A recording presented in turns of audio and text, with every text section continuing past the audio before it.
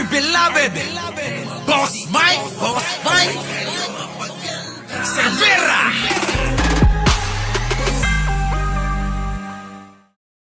So eto na mga kababayan, umpisa na natin to. Nako, si Dado nakahanap na ng katapat. Mga kababayan, mukhang meron na tayong susulsulang lalabang kay Dado. Oo, mga kababayan, parehas silang retirado. Parehas silang retirado. Opo ha. So eto na mga kababayan, PBBM ipaglalaban ng Pilipino hanggang dulo. Naniniwala po ba kayo, Muhammad Iqbal? Naniniwala ba kayo? Arnold Lopez?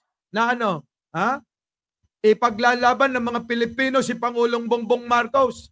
Sino man ang humarang dyan para tangkain na agawin ang kanyang pwesto, Leonora Ancheta, hindi papayag ang karamihang mga Pilipino. Diba mga kababayan? Naku naman kung si Sara lang. Si Sara ang gusto nilang ipalit mga kababayan dahil daw siya yung spare tire.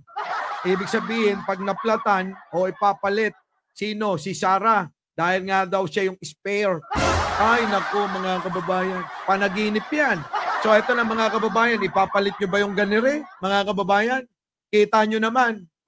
Kahit demonyo, nagpapakatao ang mga Marcoses, mga kababayan. Dito lang sa litrato na to mga kababayan, masasabi nyo na ang mga Marcos ay may mabubuting kalooban, may mabuting pagkatao, at marunong makipagkapwa-tao. Yan yung sinasabi ko mga kababayan. May makakakitaan ba kayo na ganyang mga eksena ng mga Duterte? Wala ho kayo makikitang ganyan. Ganyang mga eksena, napakagalang kita niyo si Pangulo. Kita niyo yung susunod na magiging Pangulo. Sino? Si Sandro.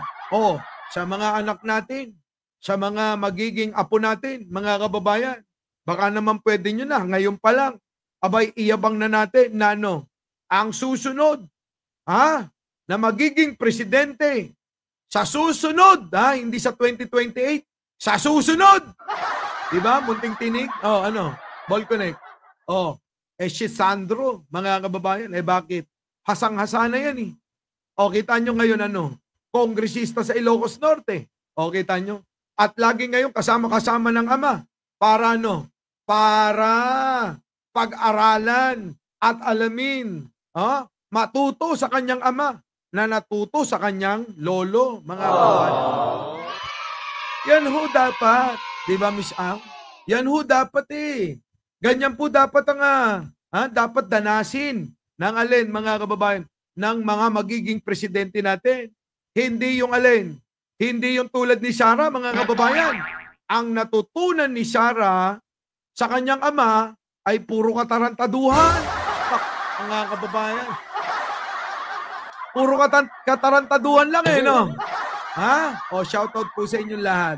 So eto na mga kababayan, ito lang Dito lang mga kababayan, milyon ng salita, pananaw, ekspresyon, ang alin, masasabi nyo't masasaad at magagawa. Iba. Ay, nako, kaya nga mga kababayan, etong mga DDS mukhang dismayado, dismayado dahil nga nalilito sila kung ano ba talaga totoo. Pero mga kababayan, huwag tayong magpakampante. Meron akong nabalitaan, mga kababayan, kani-kanina lang, kaya ako napalay. Merong isasagawa na na lakad. Ang mga DDS. Saan mga kababayan? Diyan sa malapit sa kanila. Sa kanilang gagawing rally sa Luneta Grandstand.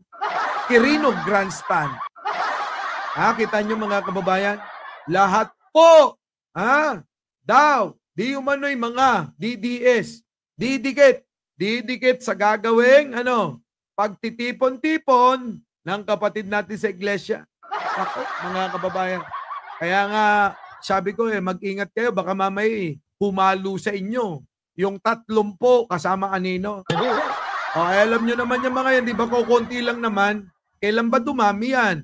kung hindi sila maghahakot, mga kababayan, itong mga grupo ng mga DDS, nako, walang tao. Kaya ang pinagmamalaki nila, Ethylene Solis at Gina Inglit yung mga ibang grupo. Yung ibang grupo na halatado naman na isinusuka na sila, pilit pa rin sila na pilit pa rin sinisiksik yung mga sarili nila. Nako! Ay, nako. So, eto na mga kababayan. Ngayon pa lang mga kababayan ay marami nang naghahanda rin ng ng pagpapakita ng puwersa ng mga sumusuporta. Eto mga kababayan yung mga pumupunta rito. Organic ito mga kababayan. Di ba? Di ba?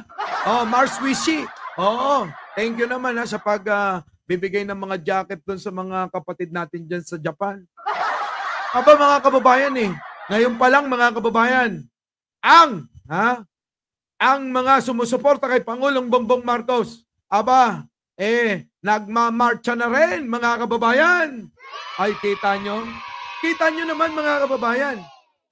Hindi natin alam pero may mga talagang organiko pumupunta, nagmamarcha para para ipakita na yung pagsuporta, pagmamahal at pagtutol kung ano pa man ang mangyari na kanilang iniisip na masama kay Pangulong Bongbong Marcos.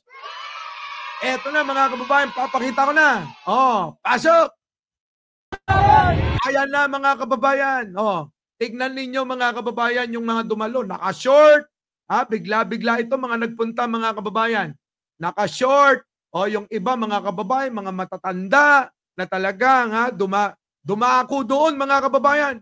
Ipinakita na nila yung kanilang suporta. Nauna na sila mga kababayan. Eto na. Pasok!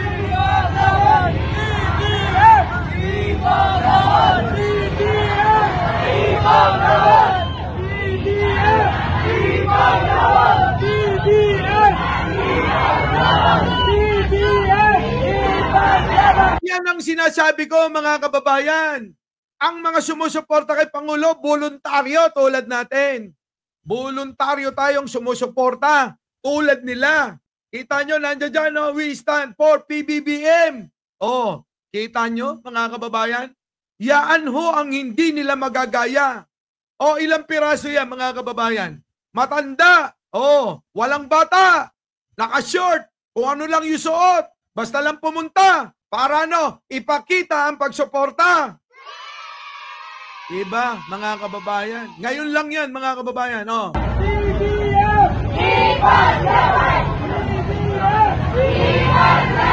Kita nyo naman yung karatula.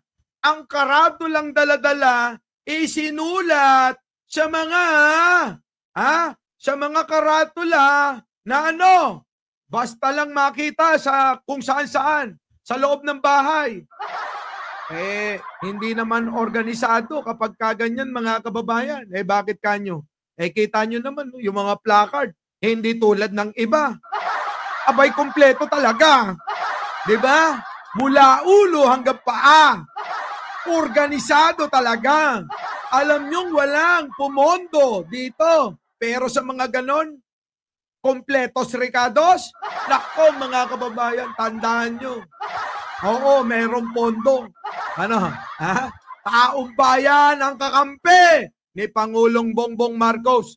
Hindi yung may mga plano at mayroong hangaring pansariling interes, pansariling kapakinabangan. Hindi nila kaya itong mga DDS. Galit na sila, mga kababayan. Ampalaya na sila. Hindi nila kaya to. Hindi.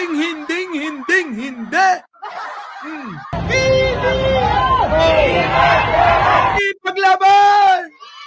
Ang taong bayan, mga kababayan, ang kakampi natin.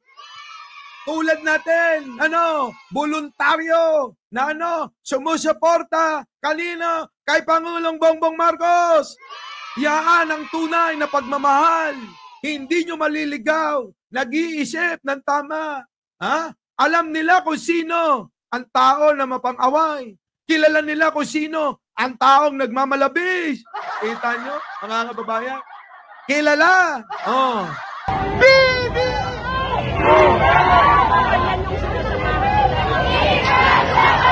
Ako, mga kababayan, ipaglaban daw. Wala na, finish na. Finish na, mga kababayan. Atin ng taong bayan. Oo, hindi kanilang taong bayan. Walang organisasyon. Oo, walang mga bayaran. Di tulad ng mga DDS. Binabayaran pumunta sa EDSA. Biruin mo, sasabihin nila sa mga nagbabayad sa kanila, abay, kami po ay 3,000 ang aming grupo. Puta, makikita doon sa EDSA, mga kababayan, ilan? Ilan ang makikita ng alin? Ng kanilang mga sponsor doon? Abay, 3, 4, 5, 6, swerte na, 10. Minsan, oo. Minsan, ginapak. Minsan, jumakpat, mga kababayan. Abay, naging 13. Sabi ko naman, mga kababayan, para naman hindi sila mapahiya, sabihin na natin 30.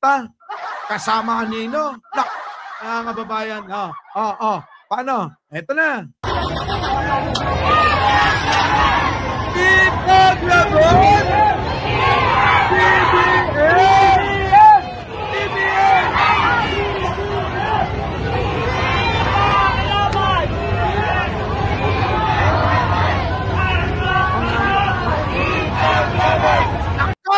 Wala na. Wala na. Yan pa lang yan, mga kababayan. Sabi ko nga sa inyo, pag ako naging ala Cardinal Sin, nakita niyo yung mga dumalo sa Nazareno, lahat yung pupunta. Ilan yun, mga kababayan? Aba, baka hindi nyo alam kung ilan yun.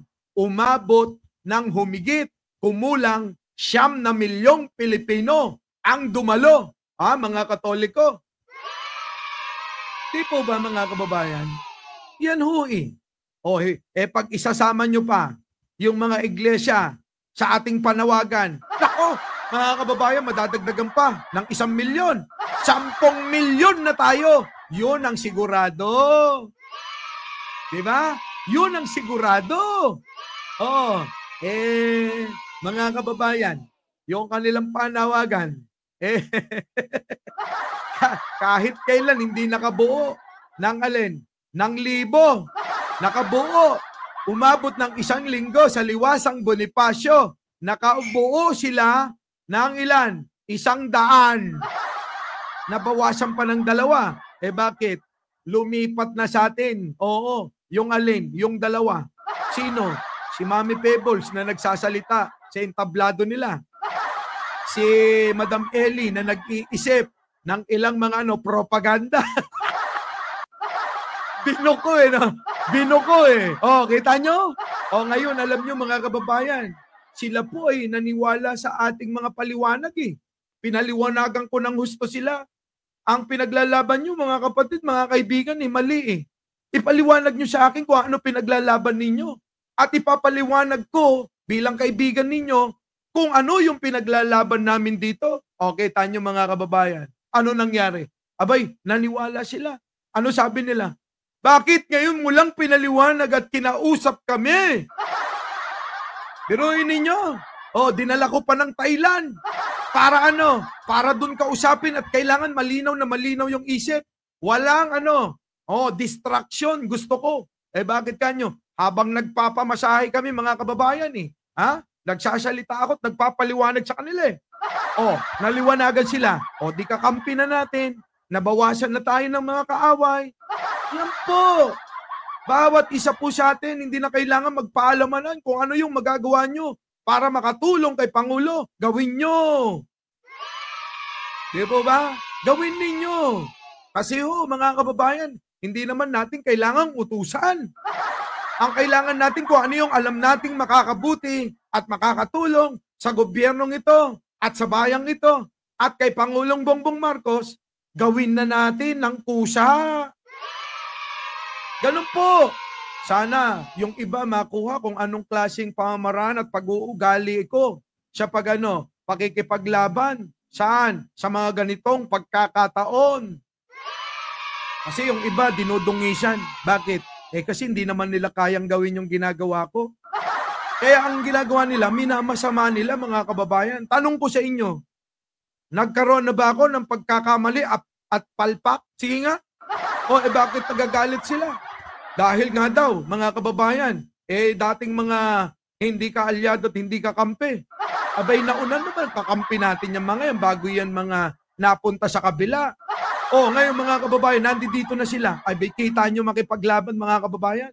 Napakarami nila nalalaman. Di mas madali tayong lumaban. Di po ba? Mga kapatid!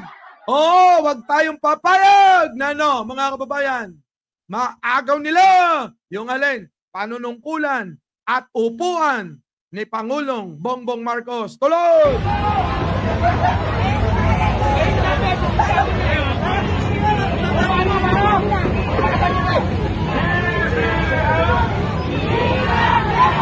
BBM, ipaglaban! Kita nyo? Di ba mga kababayan? Yan yung sinasabi ko sa inyo. Kung kayo ay susuporta, dapat nandun yung pagmamahal ninyo. Dapat nandun yung hangarin ninyo na makatulong sa bansang ito. Ako, bilib ako sa ganitong mga tao Ay bakit kanyo mga kababayan? Abay, ginagawa nila yung kanilang obligasyon sa bansa nila, sa gobyerno nila. Kita nyo? Baka sabihin na naman ng mga DDS. Baka yan yung mga nakatanggap ng ayuda. Ano naman? Ano naman kung yan yung mga nakatanggap ng ayuda? Ayuda na galing sa gobyerno, hindi ninakaw. Ibinigay, isinaole sa taong bayan. Hindi ninakaw. Tama, mali. Ano ba mas gusto nyo mga kababayan?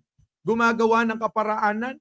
Gumagawa ng mga proyekto ang gobyerno para magsoli sa atin ng mga ibinubuwis natin sa gobyerno? Ibinabalik nila. Ano masama doon?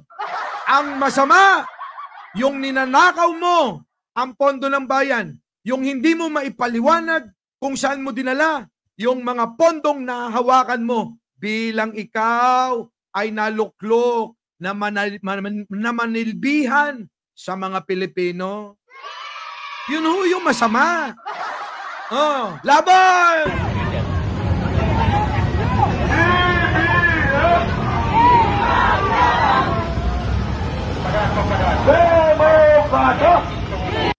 Kita nyo? Bongbong Marcos, ipaglaban! Ganun dapat. Sa mga dadalo, sa gagawing pagtitipon ng mga vloggers sa January 18. Abay dumaluho kayo. Inaanyayahan ko po kayo na suportahan ninyo ang gagawin ng mga kapatid nating sumusuporta at mananawagan na pababain na, mag-resign na, i-impeach na si Sara Duterte. Tama! Tama! Our beloved Boss Mike Severa!